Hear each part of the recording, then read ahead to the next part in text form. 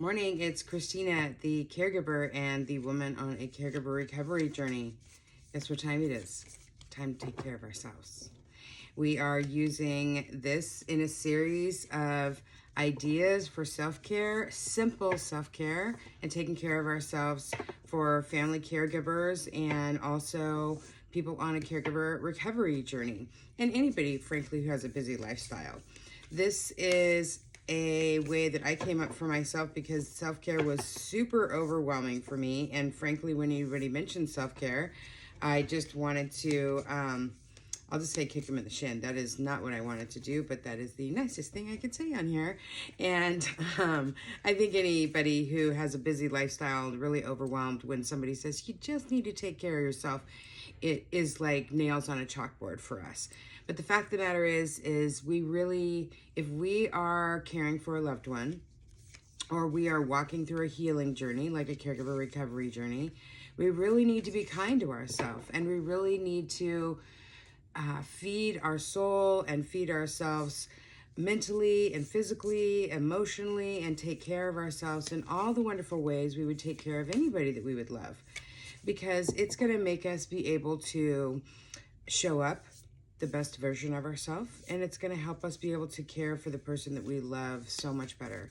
I can tell you that when I was on my care journey, the first 3 years were just hellacious. I was not sleeping. I was sleeping 5 to 10 hours a week. I was, whenever I ate, whenever I slept, whenever I went out, whenever I worked, it was all determined by my mom. And I was in a constant state of worry that if I didn't do things right, this was going to be the day that she died. Like, I had to do everything right. And well, the result of that, and everybody was constantly saying, oh, you need to take care of yourself. You need to put your oxygen mask on first. And I was like, oh my God, if you only knew my life. Do you understand what I have to do? I'm working, I'm taking care of mom, I'm going to the hospital, I'm managing doctor's appointments and hospital visits and a care team, and I'm learning how to do med management, and I'm having to do all these things I've never been trained how to do. If you only knew what I was going through. And my mom might die if I don't do it right, right? That's what we're thinking, right? So when somebody says you have to take care of yourself first, and when we're on a caregiver recovery journey, frankly, we have been, after a long care journey, we have been in fight or flight mode so long, and in a constant state of going into an emergency or coming out of an emergency or preparing for an emergency or being, in an emergency, that we are just, it's not that we're tired. Our whole soul is tired from just constantly being, in this state of, oh my God, there's a crisis for so many years, right? So it makes it a little difficult for us to think about taking care of ourselves, but we have to.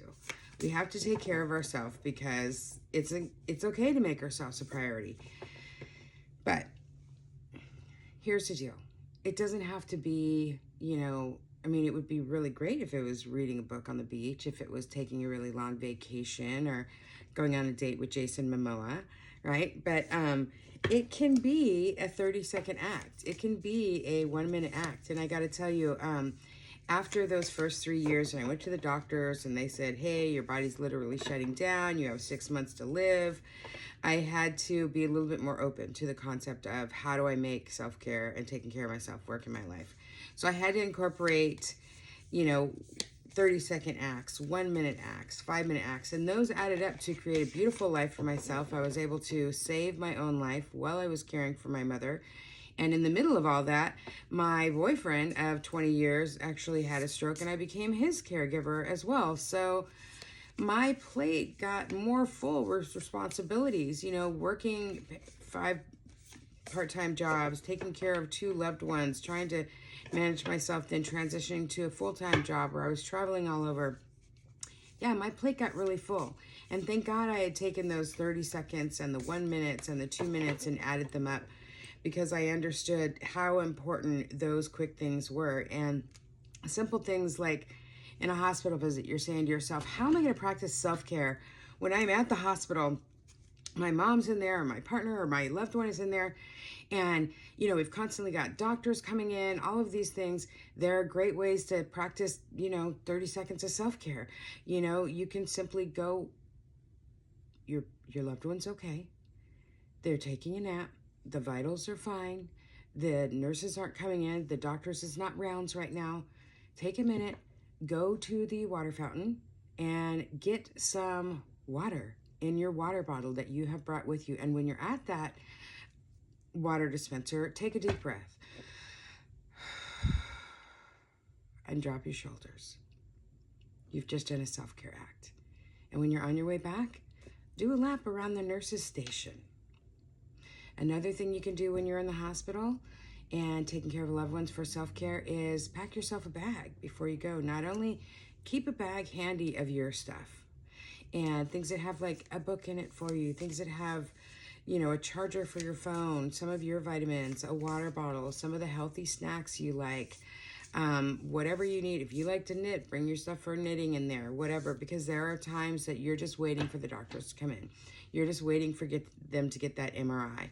So I had to learn all of those little tricks. And so today's card, I'm using this deck right here. This deck right here. This is not anything sponsored. It's not a tarot deck. It's just a self-care deck. It's a sacred self-care deck. And it's got simple ways to incorporate self-care into your day and into your life as a family caregiver, as a woman or person on caregiver recovery journey, or just somebody who is just struggling to find time to care for yourself. So today's card is, let's see what it is. Ooh, build strength. Build strength. Look at that. Kind of badass right there. All right, so build strength. So I am not somebody who, before I was caring for my mom, I had a personal trainer. I was on 3 softball teams. I was working out a lot. I was pretty healthy. As a matter of fact, when I got the call my mom had a stroke, I was in the store with my personal trainer shopping because I could afford things like that at that time, right? So building strength, right?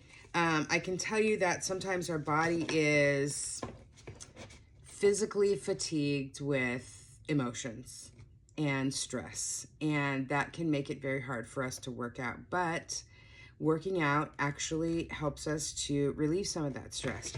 And if you don't have time to work out, you can do things as simple as you're walking down the hall, reach towards the ceiling.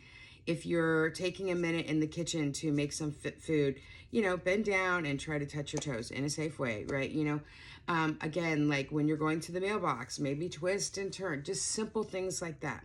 Incorporate those tiny little actions. They don't need to be drop and give me 20, right? They don't need to be that. You can work up to that one day, right? If you're not able to do that right now, but just something simple. And I know for me, building strength, after my mother passed, it had been 10 years of trying to keep my composure with insurance companies that were denying claims and not listening, doctors who were blowing my mother off, other people who just didn't understand the care journey. And but in a medical situation or with the doctors, the nurses, the medical team, the insurance companies, you can't just fly off the handle, right? You've got to keep your composure because you have to be able to advocate for that loved one, right?